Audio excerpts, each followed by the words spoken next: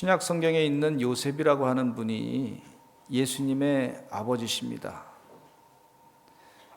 실질적으로는 요셉의 몸에서 나신 분은 아니죠, 예수님께서. 그러나 어렸을 때부터 아버지로서 예수님을 잘 기르셨던 그런 분이었어요. 오늘은요, 이 요셉에 대해서 초점을 가지고 오늘 본문 말씀을 생각해 보고자 합니다. 요셉은 다윗의 자손이었어요. 그의 직업은 목수였습니다. 요셉은 모세와 같이 특별한 지도력을 갖고 있었던 사람도 아니었고요, 또 여호수아처럼 전쟁에 능했던 그런 사람도 아니었고요, 구약의 중요한 인물 같은데 이 구약의 요셉과 같이 애굽의 국무총리 대신이 돼가지고 큰 혁혁한 민족을 이루는 공을 세운 사람도 아니었고요, 이 요셉은요, 사사기에 나타난 사자를 맨손으로 때려잡아 죽이는 그런 힘 있는 삼손과 같은 그런 사사도 아니었고요, 또 드보라와 또 기드온이라든지 바락이라든지 이런 위대한 사사같이 일을 했던 사람도 아니었고, 다윗 왕과 같이 이스라엘을 다스렸던 그런 인물도 아니었습니다. 그런데 하나님께서 이 요셉에게 하나님의 아들이신, 하나님 본체신, 그 인카네이션 하신, 성육신 하신, 육신으로 이 땅에 오신 그 메시아를 기를 수 있게 하셨단 말이에요. 그러면 하나님은 어떻게 그렇게 그런 가정에 그 귀하시고 선하시고 온전하시고 이 세상을 구원하실 그런 귀한 분을 그렇게 평범한 가정에 보냈나? 우리가 그렇게 생각할 수 있을 텐데, 하나님의 속성을 보시면 하나님은 상당히 평범한 사람을 좋아하셨던 그런 분이셨다, 그렇게 볼 수가 있습니다. 그래서 이 크리스마스 절기에 우리가 대강절을 지키고 있는데, 이 대강절의 선물 가운데 하나님은 이 평범한 가정에 오셔서 하나님의 사랑을 베푸신 것이라고 하는 사실을 깨달을 때 이 큰 선물을 우리가 마음 가운데 갖게 되는 줄로 믿습니다. 그 요셉이라고 하는 인물을 또 보면 그의 재주는요, 목수였습니다. 평범한 목수였어요. 그런데 약소국의 시민의 목수였다고 하는 것은 핍박받는 자의 그 시민으로서 목수 역할을 한 것을 볼 수가 있어요. 무슨 강대국의 목수로서 무슨 굉장히 지도력을 가지고 많은 재물을 얻는 그런 존재도 아니었습니다. 그러니까 그냥 그 당시 늘 일상하던 그 일을 계속하면서 목수로서 일했던 그런 사람의 집에 예수님께서 오신 거예요. 참 대단한 일이에요. 우리가 생각하면, 야, 예수님께서 오시려면 좀 왕의 집안에 좀 뭐 큰 성에 오신다든지, 또 무슨 제사장의 그 집안에서 아주 큰 이렇게 사람들이 잘 보호하고 그를 잘 기를 수 있는 그곳에 온다든지, 애굽의 궁전같이 아주 큰 곳에 오시게 한다든지, 아니면 아주 부잣집에서 그분을 잘 보호할 수 있을 만한 경제적인 군사적인 그런 능력이 있는 집에 오신다든지, 그게 아니고 목수의 집에 오신 거예요. 참 이게 우리가 성경 말씀 읽을 때마다 평범한 가정에 예수님께서 오셨다고 하는 사실을 우리가 생각할 때, 그러면서 이 예수님을 기르는 그 목수 요셉은요, 영원한 결단을 하게 되는데, 예수님을 잘 길러가지고 인류를 구원할 그분을 통해가지고 인류가 구원받는 역사를 이룰 때 큰 한몫을 하신 분이에요. 얼마나 참 대단한 일을 하셨는지 몰라요.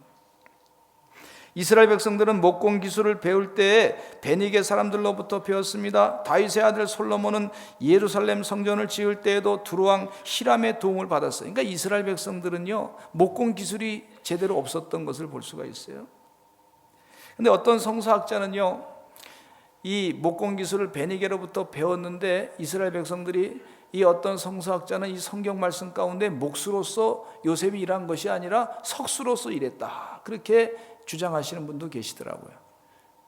예루살렘, 저도 성전에 그 예루살렘의 성지순례를 하게 됐을 때 보니까 나무로 만든 건물을 잘 보기가 어렵더라고요. 거의 나무가 뭐 그렇게 있는 그런 건물이 거의 없고, 목조 건물이 거의 없고, 대부분의 건물들이 전부 나무로, 이제 돌로 만든 그런 석조 건물인 것을 볼 수가 있었어요. 근데 이 돌로 만드는 그런 곳에 목욕탕도 짓고요, 거기에 우물도 돌로 짓고, 또 돌로 광장도 짓고, 이렇게 아주 극장도 만들고, 돌로 성전도 짓고, 헤롯 성전을 보니까 돌로 다 만들었더라고. 나무는 거의 찾아볼 수가 없어. 그러니까 이 성서학자들이 뭐라 그러냐면, 나무가 그 당시에는 별로 없었기 때문에 돌을 또 이렇게 제가 이렇게 파보니까 돌이 이렇게 슥슥슥 잘 파이더라고요. 그러면서 아주 견고하고 단단하더라고요. 참 이게 신기하더라고요.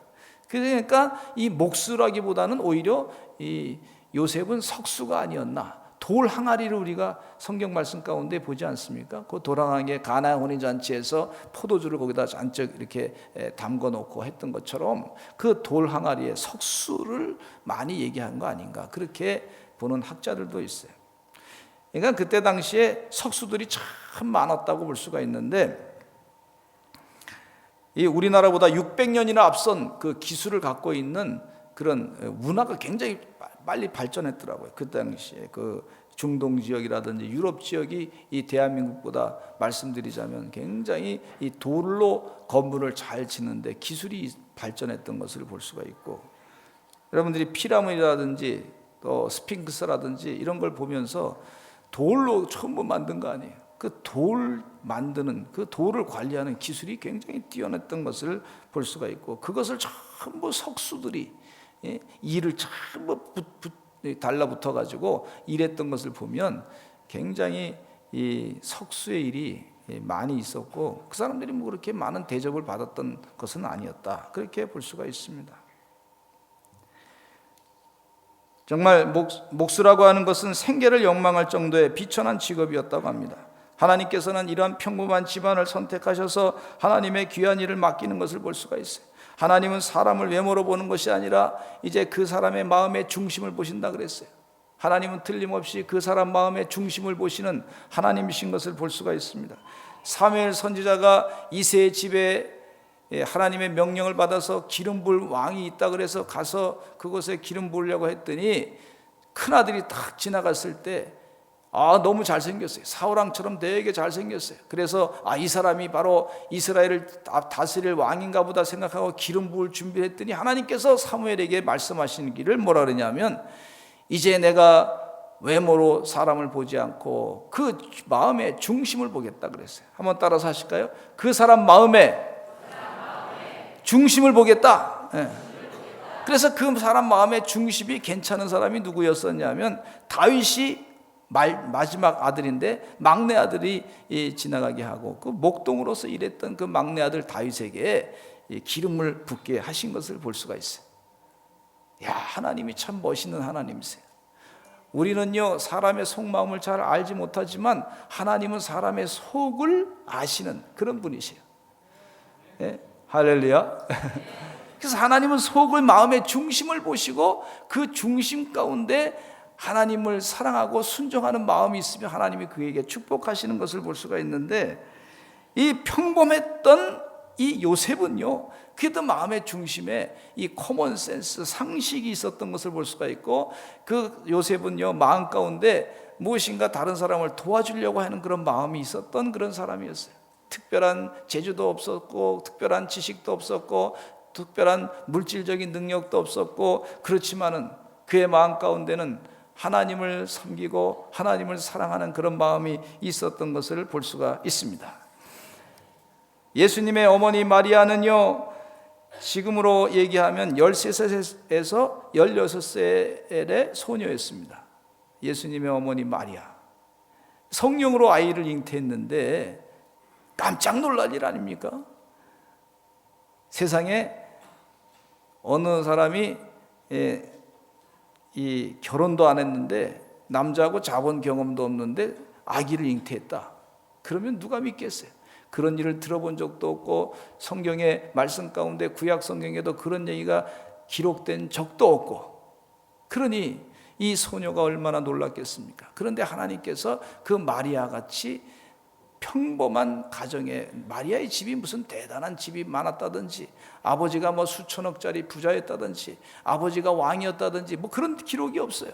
마리아는 그냥 평범한 가정의 처녀로, 소녀로 그렇게 자라난 거예요. 그런 소녀가 아기를, 예수님을 잉태한 것을 보면 하나님께서 정말 이 평범한 사람을 선택하신 것을 볼 수가 있습니다.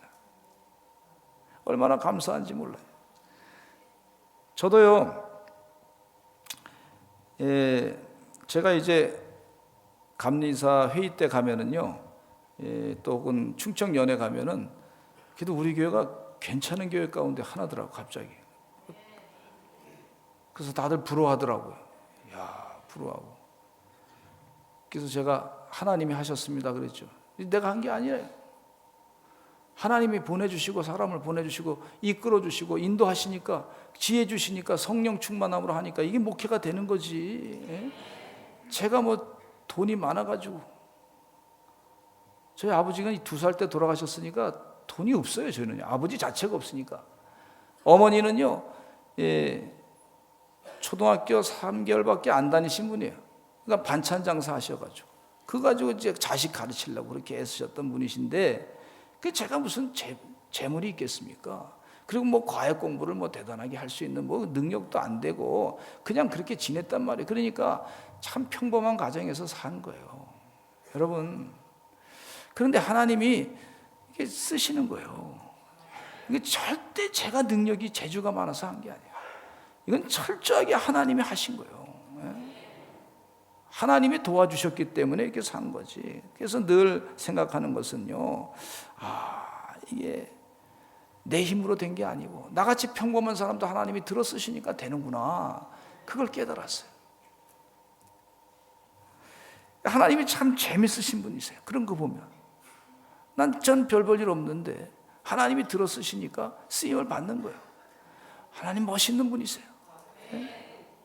하나님 정말, 그래서 너무너무 감사하고 늘 이렇게 나 자신을 항상 내려놓고 봅니다. 무슨 문제가 있을 때마다 내가 내려놔야지, 이거 다 내 거 아니지, 하나님의 것이지. 자꾸 문제를 그런 식으로 시작하니까 문제를 하나님이 해결하더라고요. 할렐루야. 여러분도 그렇게 자꾸 내려놓으시고 하나님께서 평범한 사람을 들어 쓰시는 축복을 잊지 마시기를 간절히 축원합니다. 아브라함도요, 성경의 인물 가운데 보면 평범한 사람들 하나님께서 들어 쓰신 것을 볼 수가 있는데, 아브라함도 75세에 하나님의 부름을 받았을 때 그 사람은 평범한 노인이었어요. 이제 80이 앞두고서 이제 그가 죽을 날을 기다리고 있었던 그런 사람인데, 하나님께서 그 평범한 노인을 들어가지고 내 고향 하란을 떠나라 그래서 고향 하란을 떠났더니 믿음의 조상을 만드신 것을 볼 수가 있고, 또 구약 성경에 요셉이라고 하는 인물도 철이 없던 인물이었습니다. 형들의 볕단이 자기의 볕단에게 절을 합니다. 꿈속에서 그렇게 얘기했습니다. 무슨 얘기냐면 형님들이 나에게 절할 것입니다. 이 철이 없는 거지, 그렇잖아요? 형님들의 감정도 전혀 고려하지도 않고 그냥 마음에 혼자 두고만 있으면 그냥 험한 꼴 안 당했을 텐데, 형님들한테 이 형님들의 볕단이 내게 절을 합니다.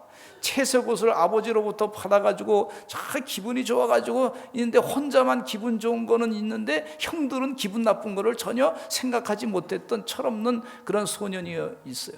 근데 그 평범한 사람을 하나님께서 들어서 쓰시는데, 평범하다 못해 나중에는 노예로 팔려가게 되고 노예에서부터 또 감옥으로 들어가게 됐으니까 평범하다 못해 미천한 사람이 된 거예요. 그러니까 그 가운데 있는 동안에 이제 깨닫기 시작하고 하나님께서 원하시는 게 뭔지, 형님들의 마음이 어떤지 깨달으면서, 그러면서 사람이 성장하는 동안에 그 다음에 애굽의 국무총리 대신이 되게 하신 것을 볼 수가 있어요. 그 보면은 다 평범한 사람들이었어요. 여러분, 흔히 성탄절이 되면 군중 속에서 박탈감을 느끼면서 소외감을 갖는 사람들이 있습니다. 저도 어떤 때는 철없을 때는 이 많은 사람들이 그냥 막 성탄절에 즐겁고 막 그렇게 지내는데, 저는 가정은 별로 이렇게 뭐 특별히 누가 와서 환영해 줄 사람도 없고, 누가 축하해 줄 사람도 없고, 저 서로 음식을 나눠 먹을 사람도 없고, 전화 연결을 할 사람도 없고, 그렇게 됐을 때 마음이 이렇게 박탈감을 느끼면서 마음이 찜찜하더라고요. 그런데 오늘 본문 말씀 가운데 보니까 하나님께서요, 그 평범한 사람에게 찾아오셔서 그 가정에게 축복을 주신다고 하는 사실을, 이게 선물로 우리에게 주시는 그런 메시지예요. 여러분, 이 은혜의 선물을 잊지 마시기를 간절히 축원합니다. 하루하루 어렵사리 살아가는 서민들에게 찾아오셔서 그 평범한 가정을 하나님께서 택하셔서 쓰시는 그런 하나님이시다고 하는 사실을 꼭 깨달으시기를 간절히 축원합니다. 모세는요, 애국 궁정의 왕자로 태어났어요. 하나님은 또 어떤 분이시냐면 애국 궁정의 왕자로서 그냥 둔 것이 아니라 이 모세를 평범한 사람으로 만드시더라고. 미디안 광야에 가게 하셔가지고 거기서 양을 치는데 40년 동안 양을 치게 하셔가지고 평범한 사람, 양치기 목동으로 평범한 사람으로 완전히 다 베껴놓은 다음에, 그 다음에 하나님께서 그를 불러서 택해서 쓰시는 것을 볼 수가 있어요. 하나님은요, 세상이 봤을 때 특별한 사람, 세상이 봤을 때 대단한 사람을 쓰시는 것이 아니라, 하나님은 세상이 봤을 때 대단하고 특별한 사람 자체도 아예 내려놓게 하셔가지고 평범한 사람으로 만들어가지고 다시 쓰시는 그런 하나님이신 것을 깨닫게 됩니다. 그러니까 여러분 삶 가운데 내가 이 세상 살면서 조금 평범해졌구나, 아니면 평범하다 못해 좀 미천해졌구나, 내가 좀 별 벌리는 사람으로 좀 무시당하는구나, 그럴 때 오히려 감사하시기를 간절히 축원합니다. 하나님께서 뭐 특별한 계획을 가지고 나를 쓰시려고 하는구나, 이런 믿음을 가질 때 이게 성탄절의 선물이에요. 할렐루야. 베드로는요, 예수님의 부름을 받아가지고 자기가 처음으로 예수님의 수제자가 됐어. 그게 얼마나 기분이 좋아요. 그게 수제자가 됐으니까 이 다른 제자들은 자기보다 늦게 부름을 받았단 말이에요. 그 순서를 항상 생각했던 사도 베드로였어요. 그래가지고 내가 수제자다, 예수님이 제일 먼저 부른 제자다, 그렇게 생각하고 늘 예수님이 나를 왕이 되면, 예수님께서 왕이 되면 내가 세상의 국무총리 대신 될 것이라고 하는 기대감과 그런 어떤 그런 소망을 가지고 예수님 옆에 막 따라다니면서 내가 수제자입니다, 수제자입니다. 이 동생들한테도 말이죠, 내가 수제자다 이렇게 자꾸 얘기하고, 예수님이 무슨 얘기하면 제일 먼저 앞장서 팍팍 얘기했던 그런 사람이에요. 그런데 예수님을 3번이나 부인하는 그런 부끄러운 사람이 돼가지고 완전히 자기 자신이 깨지고 허물어지고 평범한 사람이 돼가지고 갈릴리 호수로 다시 가서 사람 낚는 어부 된 사람이 물고기 잡는 어부로 다시 평범하게 하나님이 예수님 만드신 다음에, 다시금 요한복음 21장에 보니까 그를 다시 사명을 맡기셔서 일을 하게 하신 것을 보면은요, 그 평범한 사람을 하나님이 쓰신단 말이에요.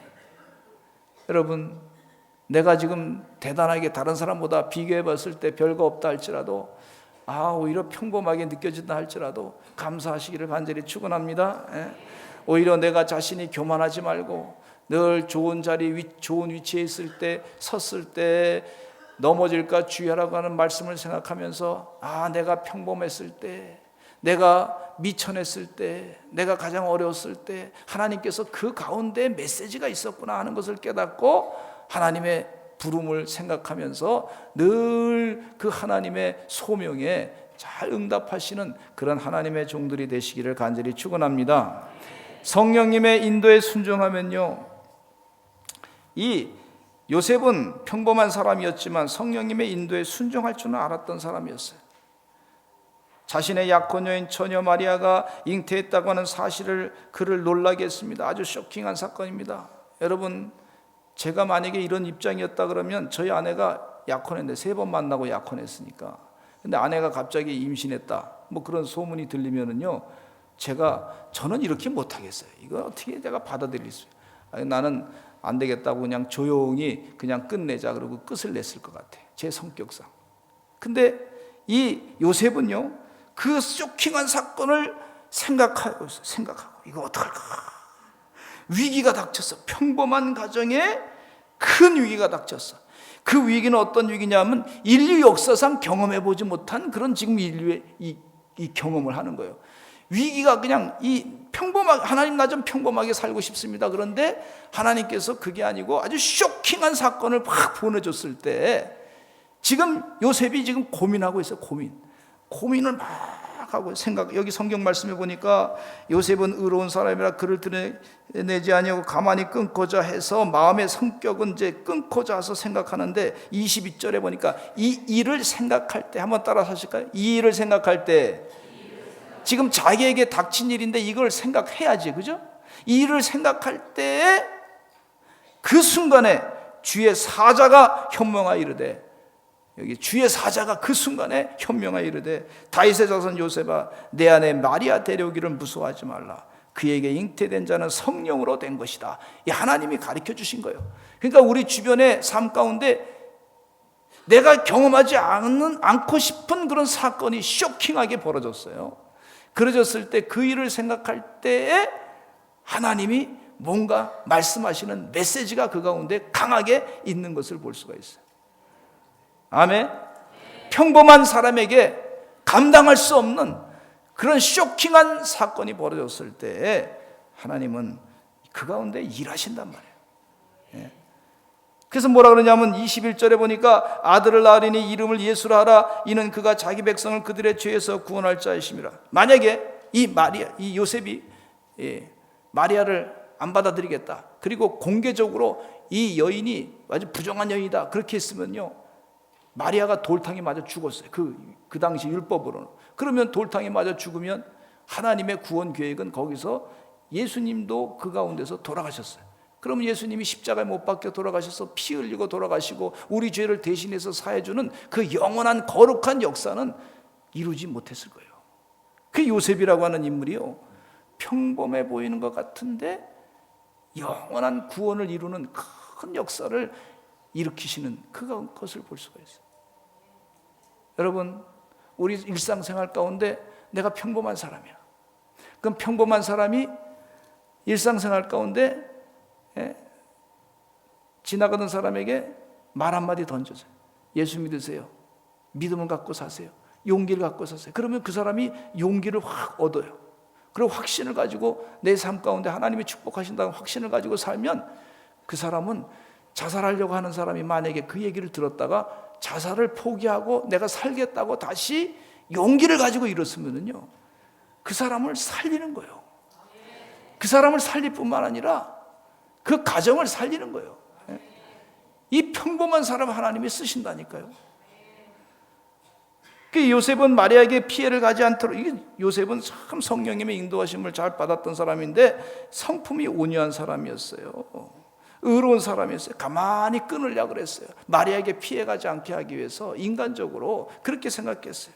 은밀하게 이혼증서를 써서 보내주려고 했던 사람이었고, 남의 허물을 덮어주려고 했던 그런 사람이었던 것을 볼 수가 있고, 마치 구약 성경에 있는 요셉과 같은 형들의 잘못된 죄를 복수하지 아니하고 그것에 대해서 오히려 더 도와주려고 했던 그 요셉과 같은 모습을 볼 수가 있어요. 요셉은요, 그 이름 자체가 뜻이 뭐냐면 하나님께서 더해 주신다고 하는 그런 뜻이에요. 하나님을 생각하니까 하나님이 나에게 이 위기 가운데 더 축복하신다고 하는 그런 생각을 가지고 이렇게 결단한 것을 볼 수가 있어요. 또 요셉은요, 아내 마리아를 데리고 온 다음에 그 아내와 동침하지 않았어요. 그러니까 끝까지 참고, 저도 청년 시절을 보냈는데, 이 청년의 때 이 정욕이요, 이 견디기가 어렵더라고. 더군다나 결혼해가지고 내 아내가 사는데 그 아내와 같이 이렇게 지내는데 그 합법적으로 다 도덕적으로 인륜적으로 다 이렇게 지낼 수 있게 하는데 같이 잘 수 있게끔 하지 않습니까? 그런데 그걸 참는다는 게 쉬운 게 아니에요. 근데 이 평범한 요셉은 하나님의 뜻대로 그 일을 감당했던 것을 볼 수가 있어요. 그렇다고 해서 여러분들이 마리아가 아니니까 남편이 이렇게 같이 자자 그러면 막 차버리고 내가 마리아요 그러고 차버리고 그러지 마세요. 그거. 예? 특별한 경우의 은사니까. 이 인류를 구원할 메시아에 대한 인간적인 부도덕함과 정결하지 못한 일을 위해서 안 한 거예요. 대단한 영적인 인물이었던 것을 볼 수가 있어요. 평범했지만 성령에 민감하고 그 뜻대로 인도함을 받았던 사람이었어요. 순종한 요셉으로 인해서 하나님이 그와 함께 하시는 것을 볼 수가 있습니다. 예수님께서 뭐라고 하셨냐면 성경 말씀에 보니까 보라 처녀가 잉태하여 아들을 낳을 것이요 그의 이름은 임마누엘 하리라 그랬어요. 이를 번역한 적 하나님이 우리와 함께 계시다 함이라. 여러분 하나님이 함께 하시는 삶이 되는 줄로 믿습니다. 여행 갈 때 보면은요, 제가 기분 나쁜 사람하고 여행하면 막 기운이 빠져. 스트레스 받아. 힘이 안 나. 근데 기분 좋은 사람하고 여행하면 기분이 참 좋아가지고 막 힘이 나. 예? 제가 군대에서 양평에 가서 의정부에서 양평까지 가는데, 그 구대장이라고 하는 분이요, 맨날 잠만 재우더라고. 앞으로 취침, 뒤로 취침, 뭐 계속 옆으로 취침, 또 좌로 취침, 우로 취침, 맨날 잠만 재워. 근데 여자분들은 아마 그게 무슨 말인지 조금 진짜 잠만 재웠나 보다 그러는지 모르지만 그게 아니고 하여튼 그냥 앞으로 취치면 앞으로 눕는 거고 뒤로 치면 뒤로 눕고 막 그냥 정신없어. 그냥 계속 그냥 굴리고 또 굴리고 그러더라고. 그러니까 그 사람이 미워. 싫더라고. 그 여행을 의정부에서부터 양평까지 가는데 얼마나 이게 참 이렇게 지옥과 같은 그런 느낌이 들더라고. 근데 제가 양평을 내가 죽어도 안 가겠다 그렇게 했더니 하나님이 꼭 양평을 지나서 인제 원대로 꼭 가게 하시더라고. 거기 참 전도사로. 내가 거기를 양평을 향해서는 내가 절대로 내가 그냥 물도 안 마시겠다 그러는데 이상하게 글로 하나님은 꼭 보내셔가지고 그렇게 마음의 상처를 다 해결하게 하시더라고요. 내려놓게 하시고. 근데 그 양평을 가는데 아내하고 같이 가니까 얼마나 기분이 좋은지 몰라. 힘이 나더라고. 힘이요. 아멘 안 하신 분은 이상한가 봐요. 힘이 나더라고. 근데 아이들하고 같이 또 갈 때 아기를 낳고서 이렇게 안고 가는데 얼마나 기분이 좋은지 참 행복하더라고. 마찬가지로 하나님이요 천지 만물을 창조하신 하나님께서 우리와 함께 영원히 여행을 하는 거예요. 그러니까 힘이 나는 거예요. 할렐루야. 저는요 참 요즘에 은혜를 많이 받는데 우리 성도님들 보면 막 힘이 나. 그 기도를 같이 통성으로 하다 보면 여러분 힘나지 않습니까? 우리 한국의 교회 통성 기도는 대단한 기도예요. 우리 성도님들이 통성 기도 합시다 그러면 아라라바라바라라라라 막 하다가 그냥 오 하다가 막 그냥 그 다음에 딱 끝나는데 어떻게 끝날 때는 거의 시간이 딱 맞춰서 끝나요. 이게 성령이 역사하는 거예요. 그런데 그렇게 기도하면서 어떻게 역사가 나타나냐면 그러면서 막 그 통성 기도하면서 힘이 나.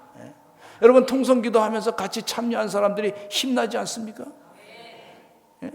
또 찬송가 같이 부를 때 보면 막 힘이 나. 찬송가의 말씀 가운데 은혜가 갖고 힘나고 또 하나님만 묵상하면 막 힘이 나. 여러분 예배 드리러 나왔을 때 처음에 들어오실 때는 기분이 조금 얼굴이 인상이 조금 그랬다가 나가실 때 보면 막 기분이 좋아가지고 나가시는 것을 보면 그게 은연중에 하나님께서 힘 주시는 역사인 줄로 믿습니다. 하나님은요 우리에게 힘 주시기 위해서 은혜 주시기 위해서 우리와 함께 하시기 위해서 이 땅에 오신 분이세요. 평범한 사람들에게 오신 하나님이신 줄로 믿습니다. 그래서 그 하나님 때문에 늘 힘을 얻고 사는 그런 하나님의 귀한 우리 서산제일감리교 성도들 되시기를 간절히 축원합니다. 사람은 75%가 물로 되어 있는데요, 여러분 제가 이 앞에서 성령이 충만해가지고 막 은혜 가운데 설교하면요 그 영향을 받아가지고 힘나가지고요 같이 은혜를 받는 것을 볼 수가 있어요. 그러니까 되도록이면 앞자리에 앉으시기를 간절히 축원합니다. 뒷자리는 조금 덜하단 말이에요. 다 마찬가지 은혜가 될 줄로 믿습니다. 그러니까 여러분 은혜 가운데 열심을 다해서 하나님께서 나와 함께 하신다고 하는 그런 믿음을 가지고 사실 때 이 힘이 나는 것을 볼 수가 있어요. 여러분 마귀와 같이 살면은요 힘이 자꾸 빠져. 근데 하나님과 같이 살면 힘이 나는 것을 볼 수가 있어요. 성경 말씀을 읽으면 이 말씀에 힘이 나는 것을 볼 수가 있어요. 그런 은혜 가운데 사시는 우리 서산제일 감리교 성도님들 되시기를 간절히 축원합니다. 영원한 구원의 역사를 이루는 그런 요셉과 같이 순종해서 그런 가정을 아름답게 만드셔서 힘을 인류에게 주셨던 구원의 역사를 이루셨던 예수님처럼 그런 일을 감당하시는 하나님의 귀한 종들 되시기를 간절히 축원합니다. 우리 다 같이 주여 한번 외치시고 통성으로 기도하겠습니다.